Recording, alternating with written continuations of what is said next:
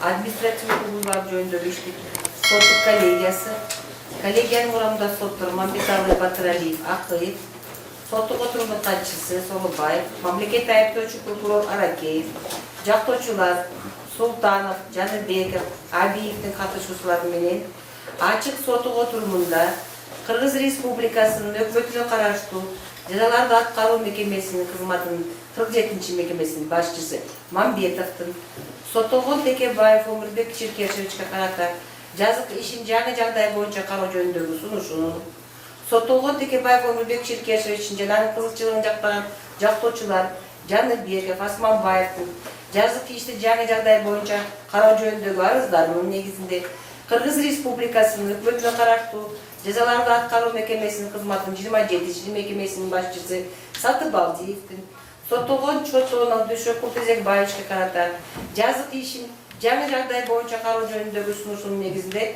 соттолгон Текебаев Өмүрбек Черкешевич жана Чотонов Дүйшөкул Тезекбаевич жөнүндөгү жазык иши каралды. Кыргыз Республикасынын Кылмыш процесстик кодексинин 384-389 беренелерин жетекчилик алып, соттук коллегия токтом кылат. Кыргыз Республикасынын өкмөтүнө караштуу жазаларды аткаруу мекемесинин кызматынын 47-мекемесинин башчысы Мамбетовдун, соттолгон Текебаев Өмүрбек Черкешевичке карата жазык ишти жаңы жагдай боюнча кароо жөнүндөгү сунушу, соттолгон Текебаев Өмүрбек Черкешевич жана анын кызыкчылыгын жактаган жактоочулар Жаныбеков, Асманбаевдин жазык ишти жаңы жагдай боюнча кароо жөнүндөгү арыздарын, Кыргыз Республикасынын өкмөтүнө караштуу жазаларды аткаруу мекемесинин 27-мекемесинин башчысы Сатыбалдиевдин, соттолгон Чотонов Дүйшөкул Тезекбаевичке карата жазык ишти жаңы жагдай боюнча кароо жөнүндөгү сунушу канааттандырылсын.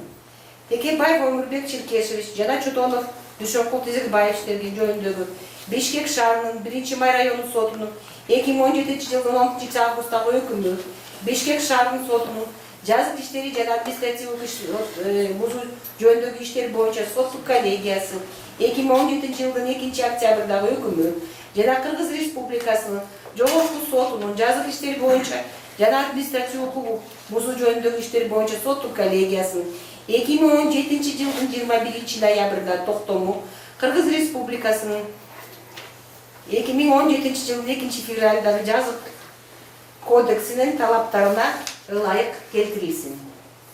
Текебаев Өмүрбек Черкешевич жана Чотонов Дүйшөкул Тезекбаевичтердин кылмыш жоосундары Кыргыз Республикасынын жазык кодексинин 319 беренесинин 1-бөлүгү менен жиктелинсин. Соттук актылардын корунту бөлүгүнөн соттолгон Текебаев Өмүрбек Черкешевич жана Чотонов Дүйшөкул Тезекбаевичке карата колдонулган үй мүлкү конфискациялоо жазалары бөлүгү алып салынсын. Соттук актылардын калган бөлүктөрү өзгөртүүсүз калтырылсын. Токтом акыркы даттанууга жатпай, соттук отуруп жабык.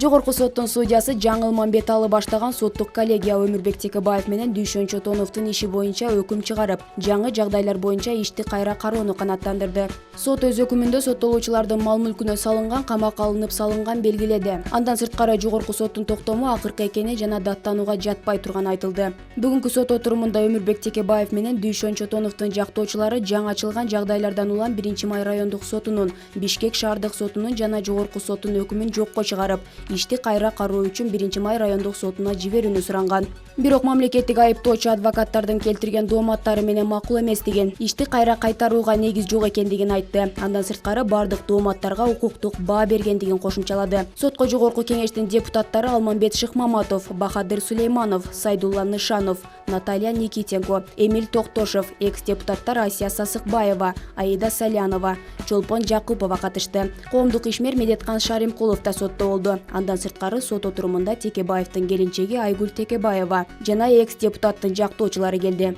Эске салсак, парламенттин экс-депутаты Өмүрбек Текебаев кылмыш жаза кодексинин коррупция жана алдамчылык беренелери боюнча айыпталып, 8 жылга эркинен ажыратылган. Бирок кийин Текебаевдин жактоочулары жаңы ачылган жагдайлар боюнча жогорку сотко кайрылып, ишти кайра кароону өтүнүшкөн болчу.